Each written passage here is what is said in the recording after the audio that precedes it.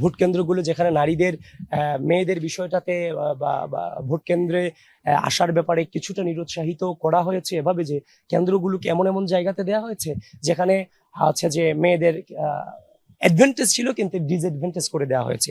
ওই জায়গাটাতে আমাদেরও কিছু আশঙ্কা এই জায়গাটাতে আছে যে ভোটারদের একটা মানে আমরা ইতিমধ্যেই বিভিন্ন প্রমাণ বিশ্ববিদ্যালয় প্রশাসনের কাছে আমরা পৌঁছে দিয়েছি, নির্বাচন কমিশনের কাছে, যে একটা নির্দিষ্ট গোষ্ঠী পরিকল্পিতভাবে ভোটার সংখ্যা কমাতে চায়, ভোটারের উপস্থিতি কমাতে চায়। কিন্তু ঢাকা বিশ্ববিদ্যালয়ের সকল শিক্ষার্থীদেরকে আহ্বান করছি, এই ঢাকা বিশ্ববিদ্যালয়ের যে সূচনা হতে যাচ্ছে এখানে আপনি কোনোভাবে অনুপস্থিত হবেন না। আমরা খুব সুন্দর পরিবেশে এই ভোটের আয়োজন হবে এই আশাবাদ রাখছি এবং আমরা সম্মিলিতভাবে ঐক্যবদ্ধ আছি এবং আপনাদের পাশে সর্বোচ্চ নিরাপত্তা দিয়ে আছি। আর আপনি যেটা বললেন বিজয়ের ব্যাপারে, শুনেন, আমি একটা কথা খুব ভালোভাবে মনে করি।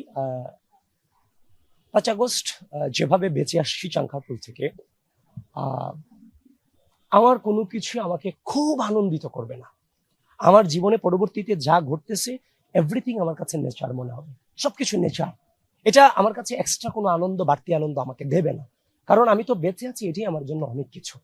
তো সবকিছু মিলিয়ে আমি এমন একটা পরিবেশ এই বিশ্ববিদ্যালয়ের মাটিতে আসলে মন থেকে দেখতে চাই যেখানে কেউ হেরে গিয়ে আন্দোলন করবে না, কেউ কেউ জিতে গিয়েও অ্যাগ্রেসিভ আচরণ করবে না। যে জিতে যাবে সে সামগ্রিকভাবে সকলকে ধারণ করে বিশ্ববিদ্যালয়কে এগিয়ে নিয়ে যাবে। যে হেরে যাবে সেও, যে জিতে যাবে তাকে মানসিকভাবে স্বাগত জানানোর জন্য প্রস্তুত থাকবে। এই যে হেরে গেলে আমরা কাউকে ব্লেমিং করব, জিতে গেলে যে হেরে গেছে তার প্রতি আমরা যে হিংসাত্মক ধারণা রাখবো, এটা থেকে আমরা পরিপূর্ণভাবে বেরিয়ে যেতে চাই। এই রাজনৈতিক সুস্থ সংস্কৃতি ঢাকা বিশ্ববিদ্যালয়ের মাটি থেকে ডাকসুর মধ্য দিয়ে গোটা বাংলাদেশে ছড়িয়ে পড়ুক, সেটার আশাবাদ আমরা রাখছি। আর জয়ের ব্যাপারে না, আমাদের হার জিতটা তো হচ্ছে যে শুধুমাত্র হার জিত না, এটা হচ্ছে যে আমরা বেড়ে উঠেছি রাষ্ট্রের স্বার্থে, রাষ্ট্রের স্বার্থে রাষ্ট্রের স্বার্থে বেড়ে উঠেছি। ঢাকা বিশ্ববিদ্যালয়ের শিক্ষার্থীরা যারা রাষ্ট্রের স্বার্থে বেড়ে উঠেছে তাদেরকে টেক কেয়ার করবে, তাদেরকে আগলে রাখবে, এটা আত্মবিশ্বাসটা আমাদের আছে। ইনশাল্লাহ সাধারণ শিক্ষার্থীদের কাছে যাচ্ছি, অভূতপূর্ব সাড়া পাচ্ছি। ইতিমধ্যেই আমি আপনাদেরকে বলেছি, আপনারা সোশ্যাল মিডিয়াতে বিভিন্ন জায়গা থেকে দেখেছেন কতটা এত উৎসাহিত। এতদিন পরে এসে মনে হচ্ছে আসলে একটা ছাত্র রাজনীতি আমরা করছি, যেখানে সাধারণ শিক্ষার্থীরা আমাকে প্রশ্ন করছে, তার দাবি নিয়ে আমাকে বলছে, আমরাও সাধারণ শিক্ষার্থীদের দাবি নিয়ে কথা বলছি। এখানে কোনো দলীয় এজেন্ডা নিয়ে আমরা কেউই কথা বলছি না, এবং সাধারণ শিক্ষার্থী এবং আমাদের ভিতরে একটা মেলবন্ধন, শ্রদ্ধা, স্নেহ, সহনশীলতার সম্পর্ক বিরাজমান হচ্ছে। এতদিনে মনে হচ্ছে আসলে একটা প্রপার ছাত্র রাজনীতি আমরা আলটিমেটলি করছি আর কি। আর অনলাইন এবং অফলাইন দুটা টোটালি ডিফারেন্ট। অনলাইনে যে ভোট আছে, অফলাইনে তো সেই ভোটটা নাই। এই জন্য প্রচারটা খুব সুন্দর হচ্ছে। ধন্যবাদ। বিশ্ববিদ্যালয় প্রশাসন, নির্বাচন কমিশন, আমরা প্রার্থীরা, আপনারা সাংবাদিকরা, আমরা কিন্তু প্রত্যেকের সাথে ওতপ্রোতভাবে জড়িত। আপনাদের ভূমিকা এখানে অনেক বেশি, নিঃসন্দেহে। আমি বারবার আপনাদেরকে কৃতজ্ঞতা জানাই, আপনাদের প্রতি শ্রদ্ধা জানাই, আপনাদের প্রতি অনেক বেশি নমনীয়তা মানে হৃদয় থেকেই ধারণ করি, কারণ অনেক কষ্ট করে যাচ্ছেন আপনারা। এখন আপনাদের অনেক বড় দায়িত্ব হচ্ছে কি জানেন, এই যে আসলেই 41টা ভোট দিতে 7 থেকে 8 মিনিট লাগবে, আবার এমনও ছেলে আছে 10 মিনিট লাগানোর সম্ভাবনা আছে, তো আছে না? আছে। তো সেই জায়গা থেকে আমরা ভোট কেন্দ্র বাড়ানোর জন্য অনেক আবেদন করে গেছি, তারা সেটা মানেনি। না মেনে তারা বলছে তারা বুথ বাড়িয়েছে। এই যে বুথ তারা বাড়িয়েছে, সেই বুথগুলোতে আসলেই সম্ভব কিনা, কত হাজার ভোট কালেক্ট হবে? এখানে প্রায় 40,000 ভোটার। সেখানে গতকালকে তারা যে ভোটের হিসাবটা দিচ্ছে, সেখানে আমি হিসাব করে দেখলাম সেখানেও প্রায় 32 থেকে 33,000 ভোটার ভোট দিতে পারবে। তারাও 40,000-টা হিসাব করতেছে না, তারাও কমিয়ে হিসাব করতেছে। ওই জায়গাটাতে আপনাদের আরো বেশি সচেতন হতে হবে। এই আশঙ্কাটা আমাদের আছে যে একটা দীর্ঘ লাইন হওয়ার সম্ভাবনা আছে, আবার কেউ বিরক্ত হয়ে ভোট না দেওয়ারও সম্ভাবনা আছে। কিন্তু এই আশঙ্কা করছি, কিন্তু আসলে আমরা নির্বাচনের আগের দিন পর্যন্ত আপনারাও চেষ্টা করেন, আমরাও চেষ্টা করি যেন একটা ছেলে কোনোভাবেই এসে দাঁড়িয়ে থাকতে না হয়, তার ভোটটা প্রয়োগ করে অল্প সময়ের মধ্যে যেন দিয়ে চলে যেতে পারে। আর ঢাকা বিশ্ববিদ্যালয়ের শিক্ষার্থীদের প্রতি আহ্বান থাকবে, দেখেন আপনি প্রার্থী না, আপনি হয়তোবা রাজনীতি করবেন না, কিংবা প্রার্থী না, হয়তোবা নেতৃত্ব দিচ্ছেন না, কিন্তু আপনি মূল্যবান ভোটার। শুধু মূল্যবান ভোটার ঢাকা বিশ্ববিদ্যালয় না, গোটা বাংলাদেশের অনেক দায়িত্ব আপনাদের উপর নির্ভর করছে। এই জন্য যত কষ্টই হোক আপনারা কোনোভাবেই ভোট প্রয়োগের এই যে দীর্ঘ সময় ধরে জীবনের মানে আমাদের আছে যে কত গুম, কত খুন, কত হত্যার বিনিময়ে আজকেরই আমরা ভোটাধিকার প্রয়োগ করতে যেতে পারতেছি। সুতরাং ওই জায়গার মধ্যে কোনোভাবেই যত কষ্টই হোক এই একদিনের ভোটে কোনোভাবেই আপনারা নিরুৎসাহিত হবেন না। আমরা আপনাদের পাশে আছি, সার্বক্ষণিকভাবে পাশে আছি। আমরা একটা নতুন বাংলাদেশ বিনির্মাণে আপনাদের ভূমিকা অত্যন্ত গুরুত্বপূর্ণ। এটা ভোটারদের উদ্দেশ্যে আমার বার্তা। দেখেন, আমি আমার যে অ্যাঙ্গেলে আমি মনে করছি, আমরা মনে করছি যে ভোটের সুষ্ঠু পরিবেশ নিয়ে প্রশ্ন আছে। আমরা শোনেন, দায় আমাদের প্রত্যেকের আছে, প্রত্যেকের দায়িত্ব আছে এখানে। শুধুমাত্র দায় দেওয়ার জন্য কিংবা হচ্ছে যে কাউকে ব্লেমিং করার জন্য কারোর উপর দায় দেওয়াটাকে আমরা কখনোই বিশ্বাস করি না। তো সেই জায়গাতে বিশ্ববিদ্যালয় প্রশাসনের যে দায়িত্বটুকু ছিল, আমরা তো আমাদের দায়িত্ব পালন করছি, সর্বোচ্চ সহযোগিতা করছি। ইতোমধ্যেই ঢাকা বিশ্ববিদ্যালয় পেরিয়ে গোটা বাংলাদেশ আলোড়ন সৃষ্টি হয়েছে ডাকসু নির্বাচন কেন্দ্রে। এটা তো আমরা সহযোগিতা করেছি বলেই সেটা হয়েছে। তো বিশ্ববিদ্যালয়ের যে প্রশাসন যে কাজটা করা তাদের উচিত ছিল, তাদের যারা প্রার্থী আছে আমরা আমাদের নিরাপত্তা দেওয়াটা কিন্তু নির্বাচন কমিশনের দায়িত্ব। এখন বিশ্ববিদ্যালয়ের যে নির্বাচন কমিশন সেই নিরাপত্তাটুকু আমাদের দিতে চরমভাবে ব্যর্থ হয়েছে। কারণ ইতিমধ্যে আপনারা দেখেছেন যে পুরো অনলাইন সাইবার বুলিং হচ্ছে, ম্যাসিভ আকারে হচ্ছে। যেটা কারণ ঢাকা বিশ্ববিদ্যালয়ের ডাকসু নির্বাচনটা তো শুধুমাত্র ঢাকা বিশ্ববিদ্যালয়ের উপর নির্ভরশীল না, এটা গোটা বাংলাদেশের ম্যাটার।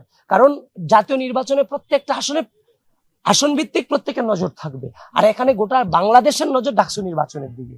এখন আপনি যে এই যে সাইবার বুলিং আপনাদের প্রার্থীদেরকে নিয়ে হচ্ছে, আপনি প্রপারলি প্রেস ব্রিফিং করে বলছেন না যে আপনার প্রার্থীদেরকে হ্যারেস করা হচ্ছে, সাইবার বুলিং হচ্ছে। যারা করছে আপনারা সচেতন হন। রাষ্ট্রকেও বিশ্ববিদ্যালয় প্রশাসন নির্বাচন কমিশন সে সহায়তা রাষ্ট্রের কাছেও চাচ্ছে না। যদি রাষ্ট্র তাদেরকে না করে, সহযোগিতা না করে, তারা এটা স্পষ্টভাবে বলছেও না।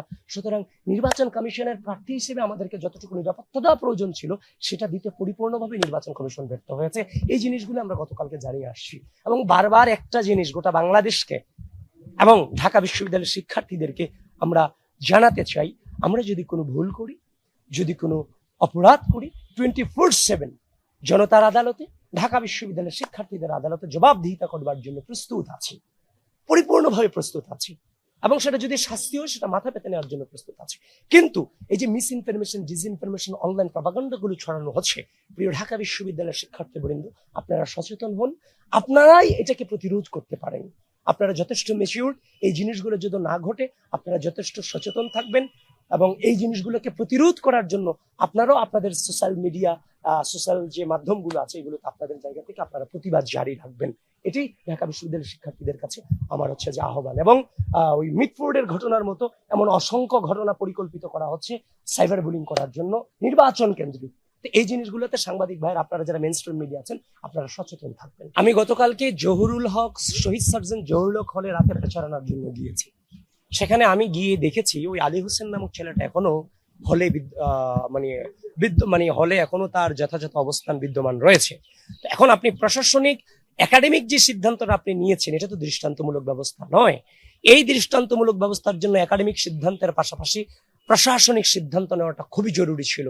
আমাদের বোনদের জন্য কি দুঃখজনক ব্যাপার, এই বিশ্ববিদ্যালয়ের অর্ধেক নারী শিক্ষার্থী যারা এই গণঅভ্যুত্থানকে আনুষ্ঠানিকতার রূপ দিল সর্বোচ্চ ভূমিকা রেখে, আজকে সেই মেয়েরা 5 আগস্ট পরবর্তী সময়ে হচ্ছে যে এতটাই অনিরাপদ হয়ে গেছে যে তারা হচ্ছে যে এতটাই ভয় পায়, সাইবার বুলিং খুব বাজেভাবে তাদের প্রতি করা হচ্ছে প্রতিনিয়ত।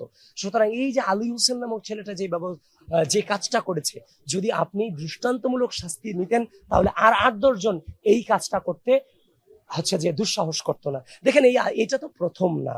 এই যে আপনার হচ্ছে যে 7 নভেম্বর আছে যে আমাদের যে পোস্টার সাটানো কেন্দ্র করে ঢাকা বিশ্ববিদ্যালয়ের গ্রুপগুলোতে এভাবে আলী হোসেনের মতো এমন অথেন্টিক আইডি দিয়ে আমাদের নারীদেরকে হচ্ছে যে অশ্লীল ভাবে গালাগালিজ করা হয়েছে। আমরা লিখিত অভিযোগ তারপর ভিসি প্রক্টর বরাবর দিয়েছি, কোনো ব্যবস্থা আদৌ পর্যন্ত নেওয়া হয় নাই। সুতরাং এই যে নারীদের সম্পর্কে যে একটা অবহেলা, নারীদেরকে যে হচ্ছে যে আপনার হচ্ছে যে হ্যারেস করাটা যে হচ্ছে যে বৈধতা দেওয়া হচ্ছে 10টা ঘটনা ঘটলে একটা চোখের সামনে আসছে, এই জায়গা থেকে সামনের ডাকসু এই ব্যাপারে কট্টর ভূমিকা পালন করবে, এটা নিশ্চিতভাবে বলতে পারি।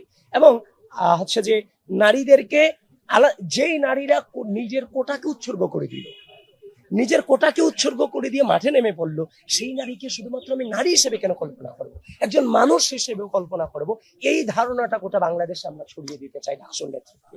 এবং এই বিশ্ববিদ্যালয় তখনই নিরাপদ জোন হবে যখন আমার বোনের জন্য 24/7 এই বিশ্ববিদ্যালয়ের প্রতিটা ইঞ্চি মাটি নিরাপদ হবে, আপনি বের হবেন না 12টার পরে, সেটা আপনার ম্যাটার, কিন্তু বের হলে বিশ্ববিদ্যালয়ের জন্য আপনার জন্য নিরাপদ থাকে সেই ব্যবস্থা আমরা রাখছি ইনশাল্লাহ নিশ্চিত করব। এবং সেটা নিশ্চিত করার জন্য ইতোমধ্যেই আমরা আমাদের ইশতেহারে বলেছি আমরা বিশ্ববিদ্যালয়কে 3টা জোনে ভাগ করে ফেলবো। 3 জুন, এর বেশিও জুন হতে পারে, ইয়েলো, রেড, গ্রিন এর মতো জুন ভাগ করে এখানে প্রবেশাধিকারের ব্যাপারে হচ্ছে যে আপনার হচ্ছে যে বাধ্যবাধকতা তৈরি করে দিব। সুতরাং আশা করতেছি যে এই যে নিপীড়নমূলক যে ব্যবস্থাটা নারীদের ব্যাপারে, নারীদের আরো কিছু ম্যাটার আছে, এগুলো নিয়ে আমরা যথেষ্ট কনসার্নে আছি। ইনশাআল্লাহ সামনের ডাকসু গোটা ঢাকা বিশ্ববিদ্যালয়কে স্বাধীনতা পরবর্তী বাংলাদেশের ইতিহাসে সব থেকে সুন্দর পরিবেশ উপহার দিবে।